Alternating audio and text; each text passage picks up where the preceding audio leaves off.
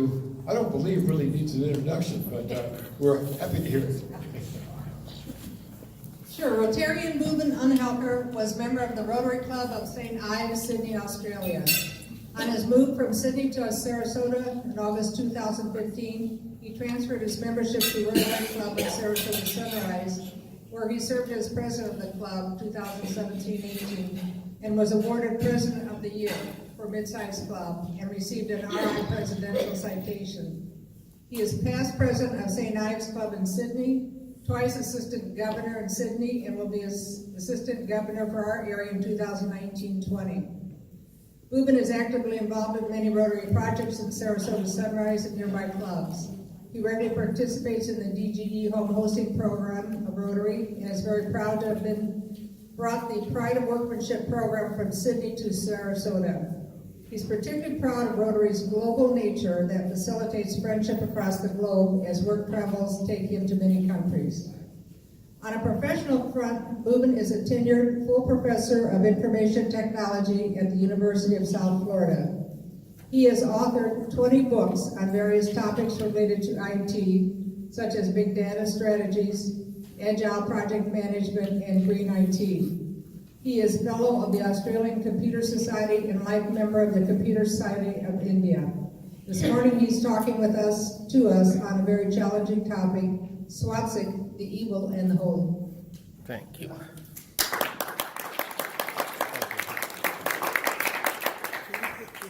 Near the podium so I can hear better. If he stands behind the podium, I can hear better.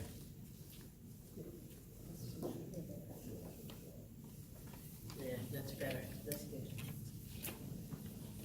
Okay, it is challenging, but it can only be done in Rotary, in my opinion. And I've been working on this topic in all seriousness for last 1 year plus, for these 20 minutes. And I hope I am able to do a bit of justice to what is a taboo, an evil word in large cross sections of humanity. And if it was only that, it would not have mattered. But for the fact that it is also a very pious, holy, auspicious word in another cross section of humanity. And if there is one organization that can bridge the divide, that is Rotary. So I guess my caveat for the presentation is that this presentation, and I'm getting it recorded, can and should be heard in its entirety rather than in bits and pieces, because then there is a chance that some of what I'm saying can be misconstrued. My goal in presenting this, studying for this, is peace. And the Sanskrit word for peace is Shanti. So I have put the word Shanti, which is at the start and end of almost all hymns in Sanskrit. And we just at the start of this meeting revised the objectives and the various areas of focus, one of which is peace and conflict, prevention and resolution. And as I said, Rotary is one organization that can do this, and the reason, which I only came to know in the last couple of years, having been a Rotarian since 2002, that Rotary has a seat in the United Nations, the only one of the two non-nation organizations with a permanent seat in United Nations. And I can assure you, I have put this presentation keeping the four-way test in mind. Truth, fair, will it build goodwill, and will it be beneficial to all concerned? So look at this. The fact that an ignominious fanatic placed a swastika on his battle flag is insufficient reason for ignoring its historic significance. And this is Henry Dreyfus in the Symbol Book. and I have studied a few other books as well. As our wonderful DG Sandra Hempstead is traveling through India for the National Immunization Day, I asked her, and this is actually a clip part of my conversation with her, have you seen any swastikas? And this is her answer, I've seen many. I'll remember to take photographs and send them to you. Obviously she's busy and connectivity is poor and she has not managed to do it, but I thought it was important that our current district governor is observing symbols in India which would not be seen here and are illegal in Germany. So, subtle differences in usage and huge differences in meaning. If you are in the Middle East, this particular symbol is not seal the deal. This is actually a bad symbol. You are a loser. And this can mean money or zero, or in some cultures, homosexuality. Not that there is anything wrong with it, according to Seinfeld. But you want to be careful what you are trying to say. 9/11, which is such an important term in our culture in America, was actually in 1893 happening in Chicago. This is Chicago Arts place, and I have taken it from there. That was the first parliament of religion. We have to study that in school. If you have seen the movie Churchill, this is the victory sign. But if you are going to Australia, in particular, never ever do this. because this, with a bend from the elbow, is not just rude, but actually people will fight, because this translates, forgive my language, up yours. And Jim from Penetangushan is actually a digger. His old business was funeral homes. But you don't use the word digger in Australia in that sense. It's a highly revered term. The best translation is, for Americans, a veteran returning from a war is called a digger. And there is a history behind it. They were wonderful engineers, and the British, who were commanding them during the First World War at Gallipoli, were amazed at their skills and started calling them diggers, and the New Zealanders Kiwis. So digger cannot be used very loosely in Australia. We all love this symbol. Can you believe that this will not work, is mechanically unsound, and represents an idler? Because this key over here was missing in the original symbol. This is the real rotary symbol. So you can see that a small difference is actually a huge difference, because I don't want to be called an idler. I want to participate in projects, have fun, make new connections, which is what we all do. So it is so important to know the differences in symbols and the way they are used. Now I've done a fair bit of study, looked at some books as well, and the way the swastika, as I will call it, pronounced in the Nazi German literature was Hakenkreuz. I may be mispronouncing it. But there are a few other terminologies around the world that are used for pronouncing this particular symbol. So this is the evil part, cannot be challenged, is documented, is historical, and there are a couple of books that I came across on the comparison between the two. So you can see, I mean, this is Freddie Noller, and I don't need to go through this. One more thing I have done in this presentation, this is actually a legal presentation even in Germany, because wherever I have shown the Nazi swastika, I have messed it up. Either I have cut it, or I have put a black dot on it, or a shape on it, so that the full Nazi swastika is not shown in this presentation. This is a very interesting book by Stephen Heller, and again, Stephen has argued quite a bit on, look at the title, Symbol Beyond Redemption. And if Rotary was not an international organization, we would not have this talk. because it is a symbol beyond redemption in the West. But I will also show you, interestingly, what's the flip side. As a part of my study, when I visited home in Sydney, I went to Canberra. This was Armistice Day, and these poppy seeds are lining up, and each poppy flower representing a soldier that died on the battlefield. And I came across various symbols and various bit of history, and it's disliked as much in Australia, in fact hated as much in Australia as in America. And believe me, in India, when the Indians learned how the Nazis butchered and bastardized the symbol, they also hate this particular symbol.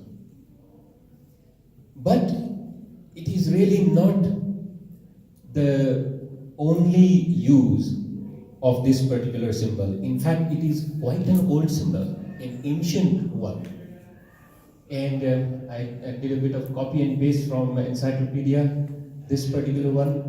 The word swastika comes from the Sanskrit word, which means good fortune and well-being. And it is almost 7,000 years old. It's a sacred symbol in Hinduism, Buddhism, Jainism, and a few other religions, and also in ancient Europe.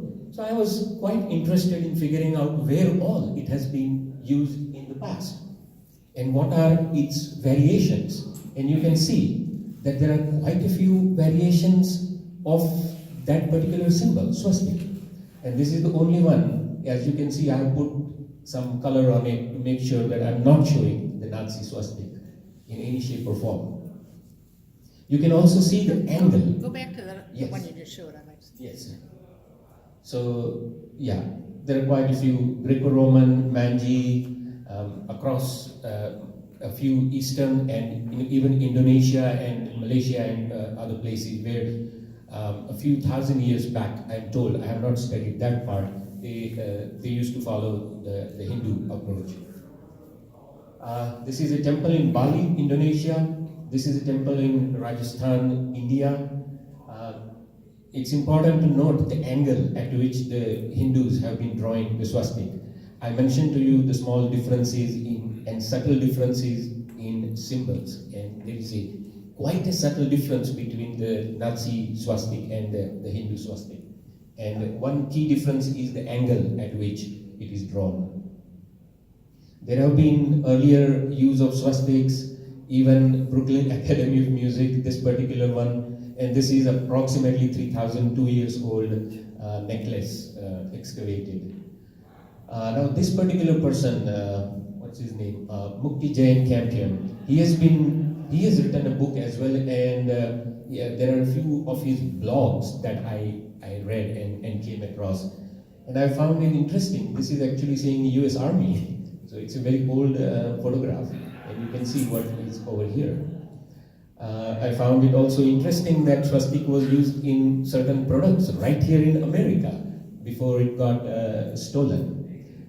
Who has not drank Coke, chocolates, fruits, and even playing cards? And these are actually product of America. But then the desecration happened, and I have used this word very, very carefully and understanding the exact meaning of it. Violation or a profanation or sacrilege of a symbol that was used by another culture long time ago, and that's what happened to swastik. So it is really symbolizing something that humanity hopefully should never endure and should have never endured, but it happened. But that was not the original meaning. So look at the difference. When it got bastardized is actually 86 years approximately, because this is the time when the Nazi swastik came into play. Whereas the history of swastik, if we are even conservative, it's really 5,000 years. And of course we know 2019 is the way we are counting our time. So why and how someone could steal a symbol, modify it, and represent genocide? In fact, so bad and understandably bad. And as Rotarians, we are not just tolerating, we are actually understanding that there are people who cannot see the swastik. They are removing it anywhere and everywhere they see it. And this is a guy, Corey Fisher. He has been removing swastiks wherever he sees that. Obviously, he's in our world, the Western world. But if he goes to India, then he is going to be confronted with at least 1 billion swastiks, and it will be a tough job to remove it. I would recommend, let us understand the differences rather than fight it. When it has to be fought, we do fight it. But when it has to be understood, we take a different approach. That's the population of India day before yesterday.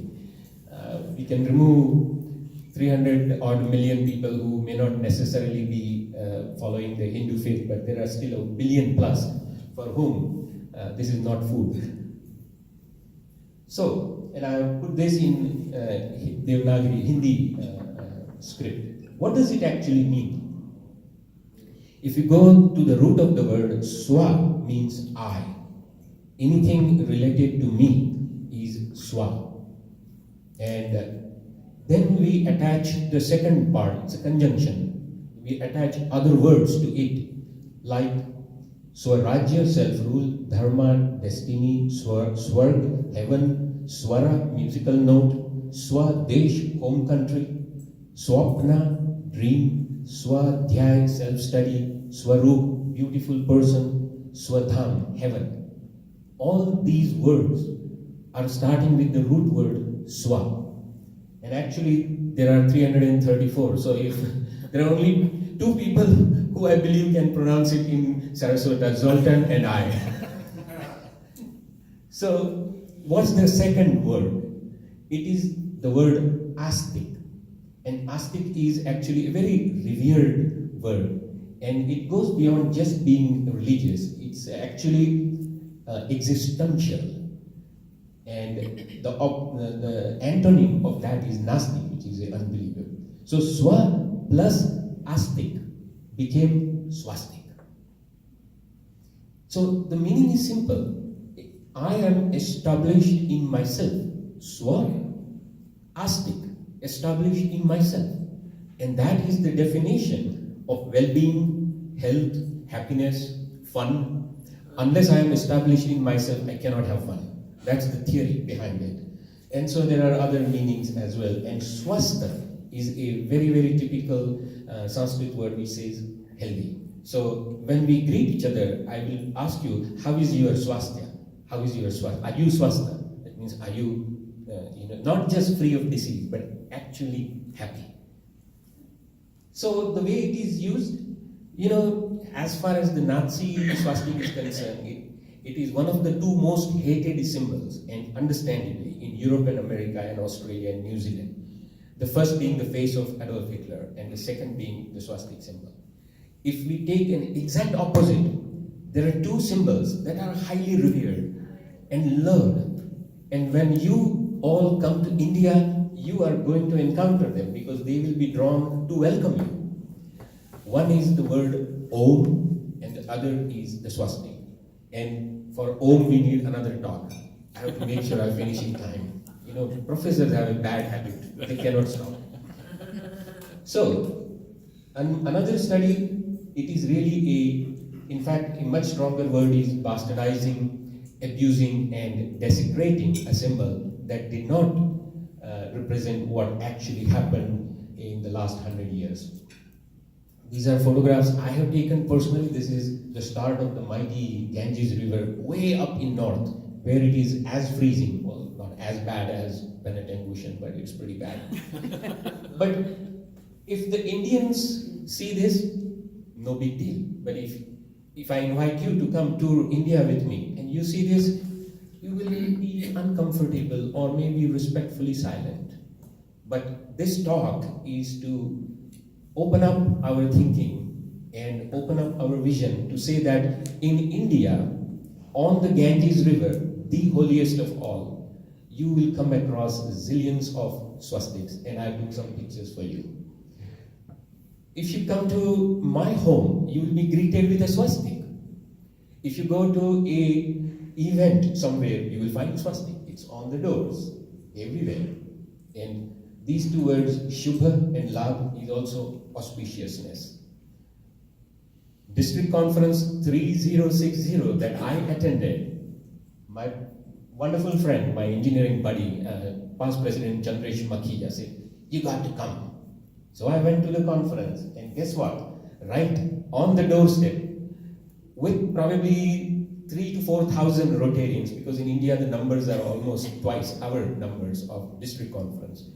And you are greeted and you are photographed in front of a swastik. And here is Om, here is Shri, here is Ganesha, and here is a coconut in a pot. That's a poor way of describing a kalash. And there were youth exchange students from California. And I went and I was keen to know what they felt about this. And they just said, that's it, no big deal. And I thought, okay, we are seeding the future generation for peace rather than tolerance. So this is what they were doing, students from all around the world, Japanese, American, and from other parts of the world. And it was Christmas time. So the hotel was full of some interesting Indian-looking Santa. And this is your friend Bhuvan, and I'm praying the Indian way on 25th of December, early in the morning. I went with my Catholic friend, and he said, come on, let's go to the church. And we went to the church. And in India, touching the feet of elders and touching the feet of deities is considered very auspicious. So all of you who are elder to me, I will be actually touching your feet. Except Frank, of course. I found it fascinating that there is a Swastik convent school in the state of Haryana. I checked Haryana in India. And it is actually a very peace-loving place. And the symbol is representing peace. My friend, and so both these husband and wife are my friend, both are techie people. And look what she was wearing. We just went out for lunch. And I said, Ekta, what are you wearing? And she said, why are you asking? And she showed, and I took a picture of that for this presentation. This happened about 6-7 months back. My beautiful sister, her name is Niranjana. And in India, we have a tradition on Rakhi Day. Rakhi is a silken thread that the sister ties to the brother for his love and affection and for his protection. And guess what she's doing? She's actually doing the ceremony with a swastik on this particular item. My home, when I do prayers, see, I put these red brackets around. Here is a swastik. On a coconut, there is swastik. And this is also a swastik done by Rangoli, which is a white powder, like the Swastik sand. You can take that and draw a swastik in India. This is very funny. This is Royal Sweets on East Fowler Road in Tampa. They are the Indian restaurant. And hidden underneath the cash counter, you can see what he has done over there. And I just took a photograph saying, it's happening. And then Asha, my wife, when she knew that I'm working on this presentation, says, what's going on, Bhuvan? Because this is Customs House, right at Circular Quay, Sydney, downtown. And inside the Customs House is, you can see, I don't need to explain. I asked my wife to take photographs and send them to me. So that is how swastik is being used around the world. Now, in the next 5 minutes, why is it revered? Why is it considered holy? This is what is typically done on a young lad when he used to be sent to Takshashila, Nalanda, all those olden time universities 3, 4, 5,000 years back, and it happens even now. There are equivalent events when a young boy in various faiths, when he starts growing up and starts being educated, we do certain ceremonies. But the one that is done, which my son, which I probably, but there were no photographs at that time, shave the head except leave some hair on the focal point and draw a swastik. Go, lad, and learn life. So, why is it holy? Because it represents balance. So, I'll take you through a few of these balancing acts in the culture in which I was born and brought up. There are 4 major volumes called Rig Ved, Yajurved, Samved, and Atharvaved. And they all apply to various aspects of life. There is Dharma, Artha, Kama, and Moksha. In polio now needs four. You need a goal, you need finances, you need action, and then you finally achieve the goal. Dharma, Artha, Kama, and Moksha. I was taught that right from childhood. Life was divided in 4 phases. Learn to live, teach others to live, and learn to die. That was considered very important, to be in balance. Educate, defend, trade, and clean. 4 aspects of each individual. 4 keys to administration. This is a guy called Chanakya. We had to study his policies. So he's one of those olden times philosophers who brought various theories into India. We are made up of 4 + 1 elements. Water, air, fire, and earth, and then there is space. So, when you visit India, you will come across many pictures and even idols where a goddess is shown with 4 arms.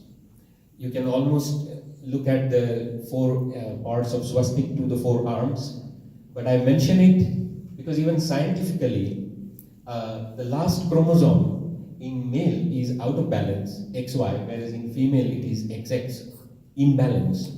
And really, if Swastik has to represent one word, that word is balance.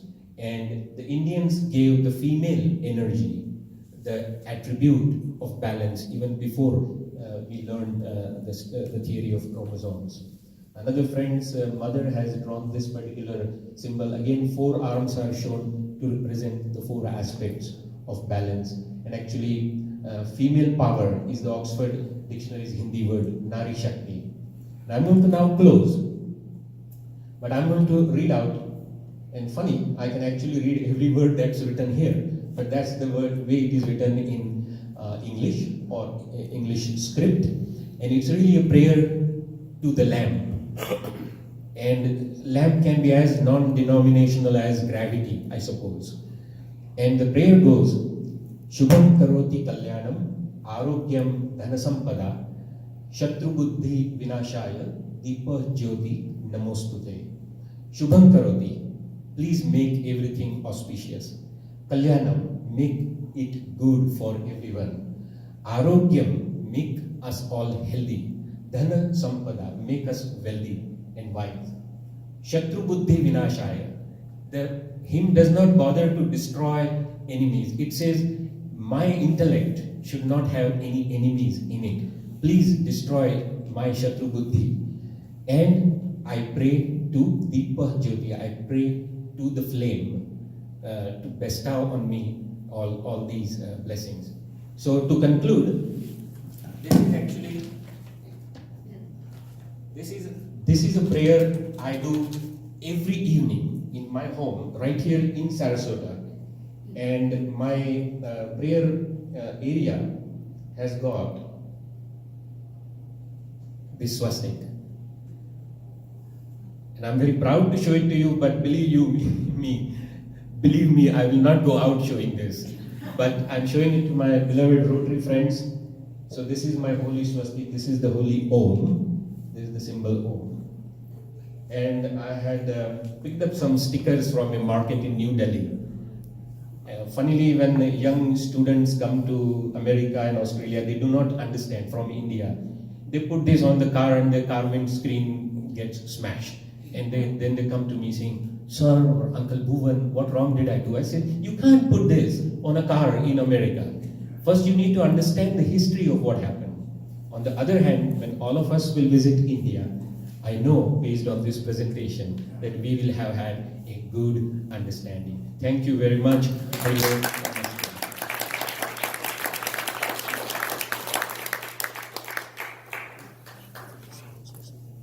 4 minutes for questions? Sure. Barbara. I very much appreciate this, and we were just talking the other day about Paul Harvey's side, and Paul Harvey was the guy who always gave you the flip side of whatever else was going on, and I very much appreciate this, because 7,000 years of history and religion and love should not be overshadowed, unfortunately, by 82 years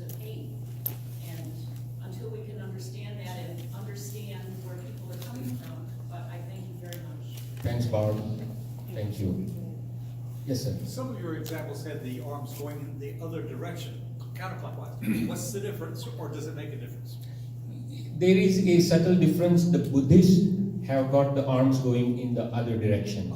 But as far as I understand, so I'm qualifying that, the theory is that if we look at the earth, Mother Earth as the Hindus call it, from the top, then the swastik arms are indicating the direction in which the earth is rotating and also revolving around the sun. So it's carefully, it's worth noticing how the arms are shown. You will also notice the little angle to the arms, which was not there in the Nazi swastik, and the 45-degree angle, but I'm also mentioning, this little tip over here.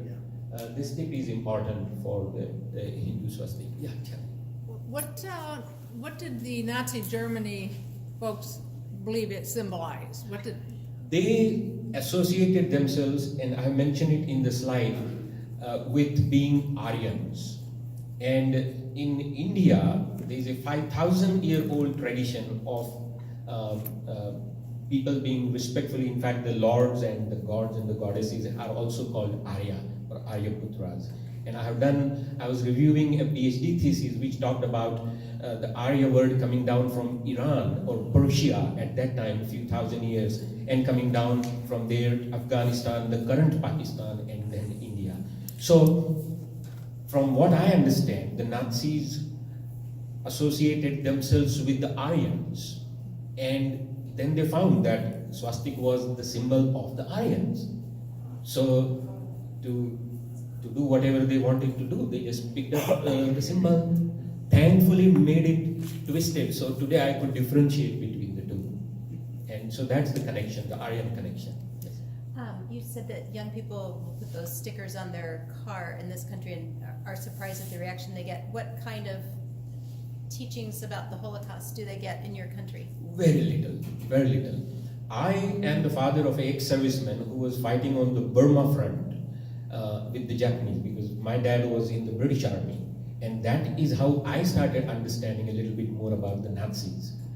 But if you look at the school lessons, 1947 was the most important event in India's history, and not 1945, when India became independent. So you are right, and there is perhaps a need to coach and teach and educate Indians in India. In fact, I would repeat this presentation by flipping it around, going to India and telling them how much and why the swastika is hated. In fact, Janelle and I have a pact. When I refer to the Hindu swastik, I will say swastik, and when I refer to the Hakan crows, I will call it swastika. There is no such pronunciation as swastika.